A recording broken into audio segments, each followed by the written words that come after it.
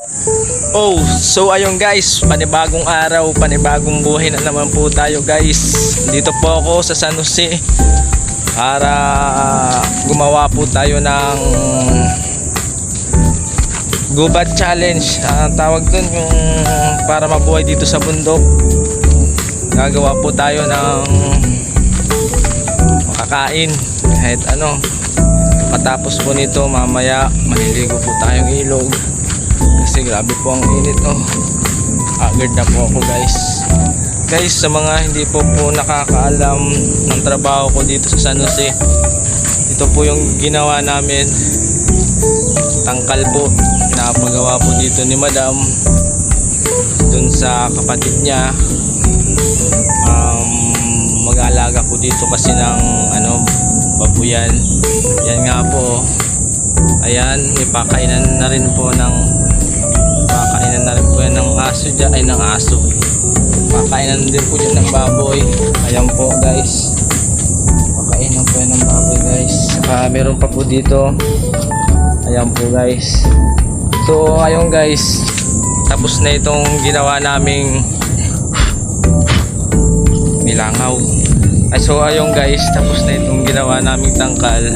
Ito na lang po ang pagpupupusan namin gawin.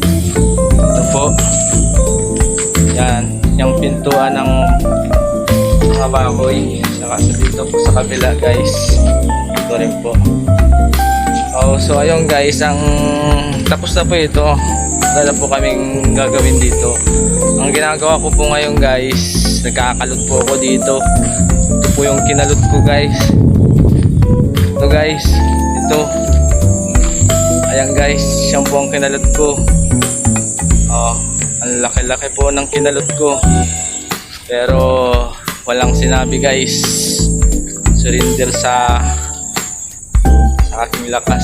Ay guys, ito rin guys, itong maliit na ito guys, yung lagayan ng tae ng manok ay baboy. Tae ng baboy.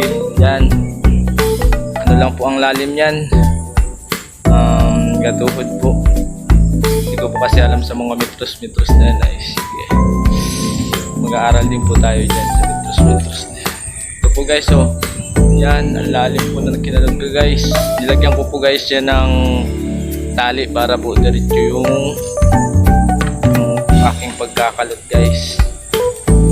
Ayan po guys, yan, nakikita nyo naman, nilagyan ko talaga yan ng laptik para yung kalot ko po ay diretso papunta dun sa puso mo.